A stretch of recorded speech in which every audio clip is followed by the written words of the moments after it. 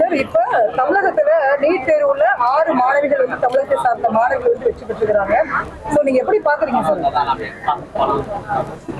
இந்த நீட் தேர்வு என்பது அகில இந்திய அளவில் நடைபெறக்கூடிய இந்த தேர்வானது தமிழகத்திலிருந்து அது முதல் மாணவனாக வந்திருக்கின்ற தமிழகத்தில் முதல் மாணவனாக வந்திருக்கின்ற அவர் வந்து அகில இந்திய அளவில் 27வது இடத்துல வந்திருக்கார்.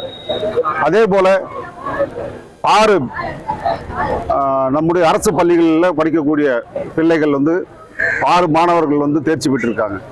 ஸோ இதெல்லாம் பார்க்கும்போது இந்த நீட் தேர்வு என்பது ஏழை மக்களுக்கு உண்டான ஒரு தேர்வாக தான் நான் வந்து கருதுகிறேன். அதே மாதிரி அந்த பிள்ளைகளுக்கு உண்டான ஒரு வாய்ப்பாக நான் கருதுகிறேன்.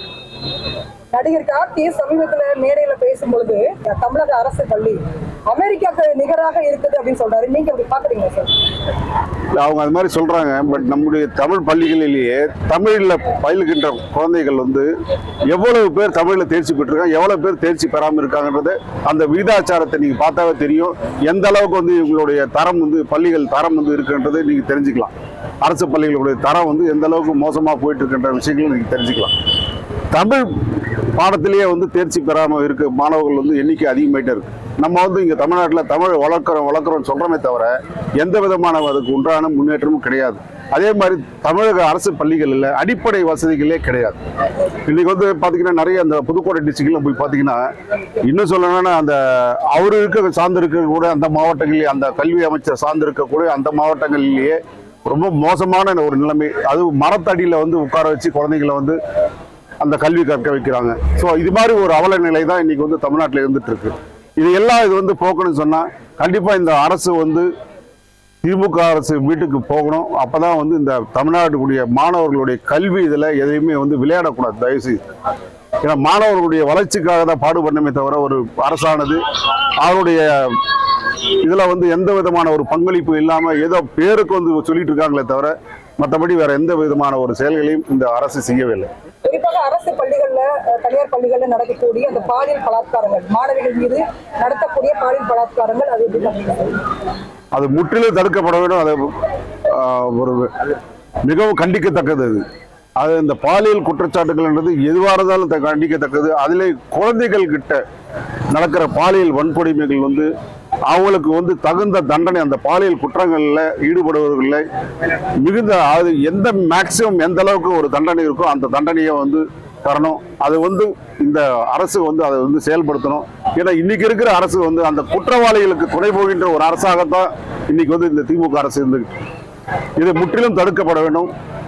குழந்தைகள் நலனை காப்பதில்லை இந்த அரசு கவனம் கொள்ள வேண்டும்.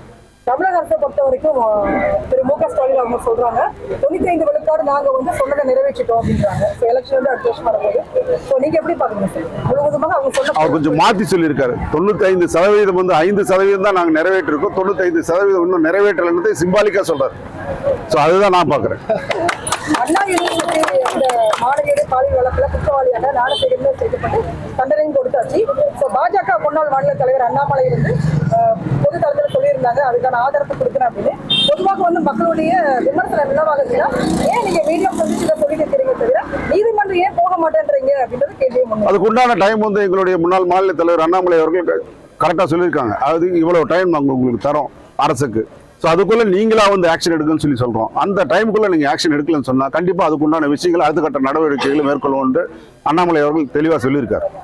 முன்னாள் அமைச்சர் பொன்முடி அவங்க வந்து ஏற்கனவே சொல்லியிருந்தாங்க மக்கள்லாம் வந்து ஓசி பஸ்ல போறீங்க அப்படின்னு சொல்லியிருந்தாங்க. இப்போ ரீசெண்டா பாத்தீங்கன்னா இன்னொரு அமைச்சரும் அதே வார்த்தையை வந்து பயன்படுத்திட்டாங்க. சோ இது எப்படி சார்? உண்மையிலே ஓசியில தான் மக்கள் பயணிக்கிறாங்களா? அது திமுகவில் இருக்கிற அமைச்சர்களும் சரி நிர்வாகிகளும் சரி நம்முடைய மகளிரை வந்து எந்த அளவுக்கு ஒரு தரம் தாழ்ந்து பேச முடியுமோ அந்த அளவுக்கு தரம் தாழ்ந்து பேசக்கூடியவர்கள் என்பதை மீண்டும் ஒரு முறை நிரூபித்திருக்கிறார்கள். அது ஒரு மகளிருக்கான ஓசி பயணம் சொல்றதே வந்து வெட்கக்கேடானது. அது நம்ம கட்டுற வரி பணத்துல தான் அவங்க வந்து அந்த விஷயங்கள் எல்லாம் செய்யறாங்க. ஸோ அதுவும் பார்த்தீங்கன்னா அந்த இலவச பஸ் கூட பார்த்தீங்கன்னா இலவச பேருந்துல எல்லா இடத்துலையும் கிடையாது. இன்னைக்கு சிட்டியில பார்த்தீங்கன்னா ஒரு 15 பஸ் போகுதுன்னு சொன்னா ஒரு பஸ் தான் வந்து இலவச பஸ் வருது. அதே மாதிரி பார்த்தீங்கன்னா மற்ற ரூரல்ல போனீங்கன்னு சொன்னீங்கன்னா அந்த பஸ்ஸஸே கிடையாது. இலவச பேருந்து சொல்லிக்கிறாங்களே தவிர அந்த உண்டான அடிப்படை வசதிகள் வேணும் இல்லைங்களா? இன்னைக்கு பாத்தீங்கன்னா பஸ்ல வந்து அந்த பஸ் உள்ள ஒழிவிட்டு இருக்கு. அது மாதிரி ஒரு கேவலமான நிலைமை தான் இன்னைக்கு வந்து தமிழ்நாட்டில் இருக்கு. புதிதாக கட்சி தொடங்கிய நடிகர் விஜய் கிட்டத்தட்ட கிட்டத்தட்ட அவரோட கட்சியில் இப்போ 1 கோடி தொண்டர்கள் இணைந்திருக்கிறாங்க அப்படின்றாங்க. ஸோ எப்படி பாக்குறீங்க சார்? அது ஒரு மிகப்பெரிய ஒரு அழுத்தமா நம்ம கட்சிக்கு இருக்குமா? 1.5 கோடி மக்கள் வந்து இணைஞ்சிருக்காங்கன்னு சொல்லி சொல்றாங்க. அது பொதுத்தளத்துல வெளியிட வேண்டியதுன்னு. 1.5 கோடி மக்கள் வந்து அவங்க இதுல சேர்ந்திருக்காங்க சொன்னா பொதுத்தளத்துல வெளியிட்டாங்கன்னா ஸோ அப்போ வந்து உண்மையா பொய்ன்றதை தெரிஞ்சிருமே.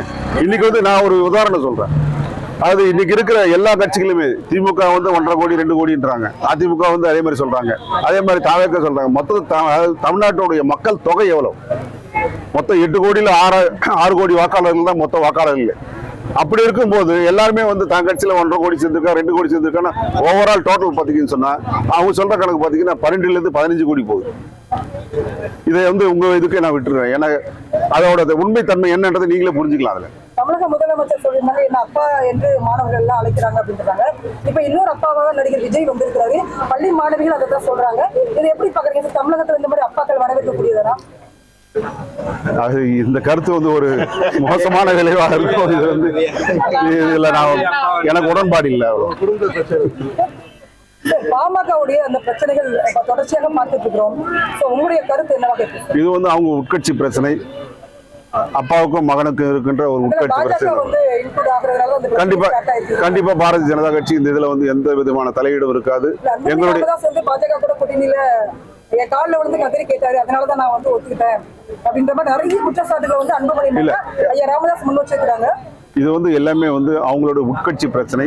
இன்னொரு கட்சி பிரச்சனையில வந்து நாங்க தலையிறது அவ்வளவு நாகரிகமா இருக்காது. இது வந்து அவர் கூட்டணி கட்சியாக இருந்தாலும் அவங்க வந்து அவங்களோட விஷயங்கள்ல நம்ம தலையிறது நல்லா இருக்கு. 2026 எந்த அளவுக்கு நம்பிக்கை இருக்கு சார்? கண்டிப்பா அண்ணாமலை பொறுத்த வரைக்கும் தனி ஆட்சின்னு சொல்றாங்க, இபிஎஸ் பொறுத்த வரைக்கும் கூட்டணி ஆட்சின்றாங்க. எப்படி சார்? ரொம்ப குழப்பமாகவே இருக்கு. கண்டிப்பாக தேசிய ஜனநாயக கூட்டணி 2026 தமிழ்நாட்டில் ஆட்சி அமைக்கும் என்பதில் உறுதியா நாங்க இருக்கிறோம். மக்களும் அதுக்குண்டான ஒரு தெளிவோடு இருக்காங்க. தமிழகத்தை பொறுத்த வரைக்கும் கூட்டணி ஆட்சியா இல்ல யார் தலைமையிலான ஆட்சி இருக்கும்? காலம் பதில் வெற்றி பெற்றாங்க. காலம் பதில் சார். Thank you sir.